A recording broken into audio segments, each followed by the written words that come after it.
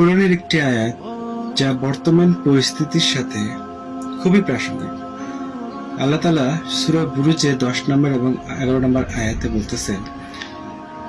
আউযু বিল্লাহি মিনাশ শাইতানির রাজীম, বিসমিল্লাহির রহমানির রহিম, ইন্নাল্লাযীনা ফাতানুল মুমিনিনা ওয়াল মুমিনাত, নিশ্চয়ই যারা কষ্ট দিয়েছে, যন্ত্রণা দিয়েছে মুমিন নারী এবং পুরুষদের, সুম্মা লাম ইয়াতুবু, অতঃপর তারা তওবা করে নাই, প্রায়শ্চিত্ত করে নাই,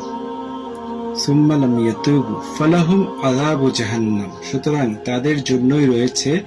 জাহান্নামের শাস্তি, ওয়ালাহুম আযাবুল হারিক, এবং